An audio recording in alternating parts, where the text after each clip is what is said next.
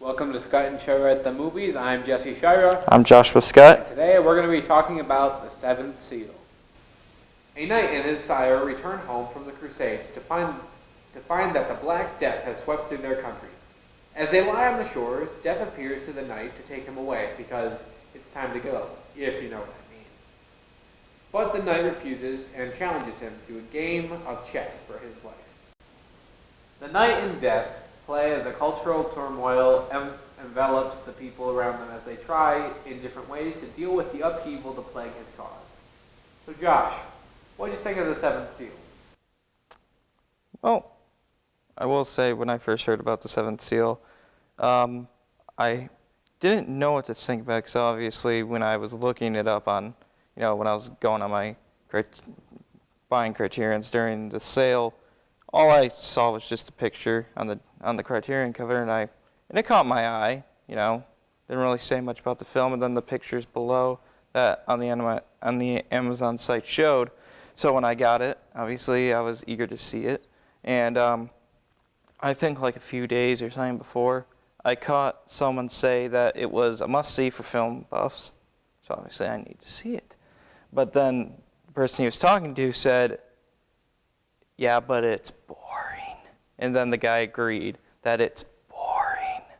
And then when I sat down, and of course I knew that it might be a long bore, but I had to watch it anyway. And of course I watched that at night. Best time. So when I sat down and watched it, I was blown away. I was hooked in every scene, which surprised me, but I know why I was so engrossed in the movie. It's because I really liked the character of the knight. And so the religious turmoil is where I was kind of hooked with the character, him not knowing, since does God talk?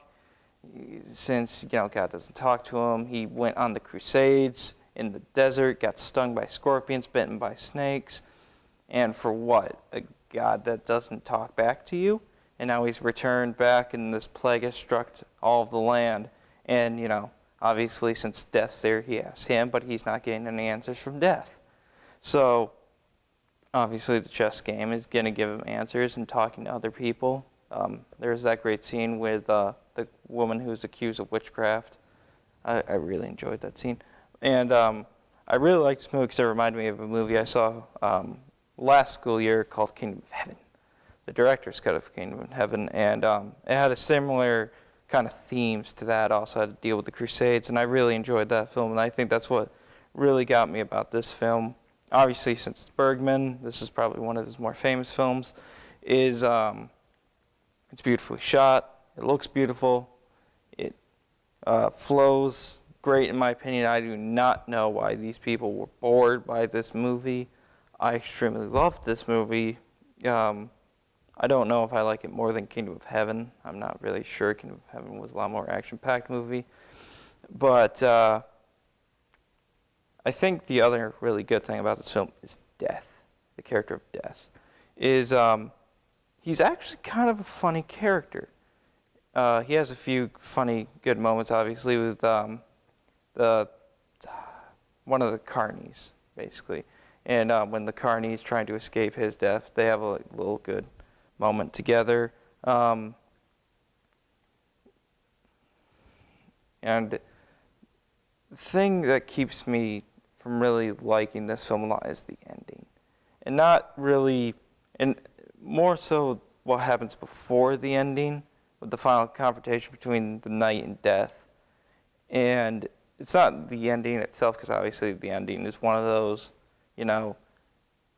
it means something, but at first you don't know. But it's the moment before where I think the characters kind of lose steam and lose track of what happened.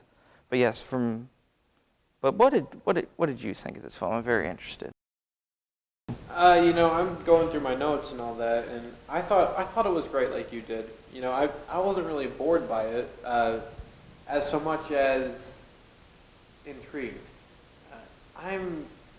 Like I told you last week, I'm not as into foreign film as you are, and so when you told me to watch it, I was a little reluctant, but I watched it. I stayed up late at night to watch it after rehearsals and all that, and I enjoyed it. You know, it was pretty good. You know, for 1958, it was really good, and it was revolutionary, I think, because in 1958, you know, everybody, you know, it seemed you had to have God if there was, you know, like death, but he wasn't there. It was just death. It was, I think, probably like the first movie to really show death more prominently than God, I think. And I thought that was really interesting. Some of the visuals from that film, they can make my spine still shiver to this day.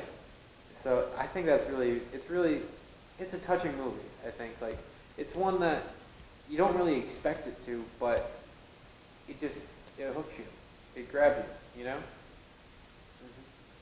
So, what would you give it out of 10? I've been debating this since I first saw it, what I would give it. And similarly, I guess, however you pronounce it, with Rashomon, again, the ending is again, not the symbolic, you know, it means something ending, which it does, and I'm glad it does. More like when the characters kind of lose steam, and I think Ingmar Bergman probably felt like I felt he probably didn't kind of rushed it a little. I wasn't really satisfied with it.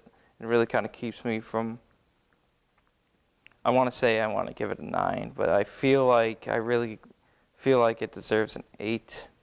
But I feel like there is a lot more to the film, visually, story-wise, that I would give it a 9 out of 10. Yeah, me, personally, I think, as a casual movie fan, you know, just one of the guys watching, I'd say probably a 7 out of 10. But really, if you're really if you want to look into the film, like if you want to critique it like this, and you actually look for the different meanings and all the different, you know, look behind, you know, everything that's happening, I'd probably give it an 8, maybe an 8.5 even, I think. it is a very, very brilliant film, and I do think it is one of the greatest of all time. And I am really disappointed in the American Film Institute with their top 100 and how most of it doesn't really include a lot of any really of Akira Kurosawa or Ingmar Bergman films. I really think they should look over that list and start adding more films like this and other films that are, of course, in the Criterion Collection. Yeah, I agree. All right, well, it looks like that's all for today. And so, as I say, from Scott and Shira at the Movies, I'm Jesse Shira. I'm Joshua Scott.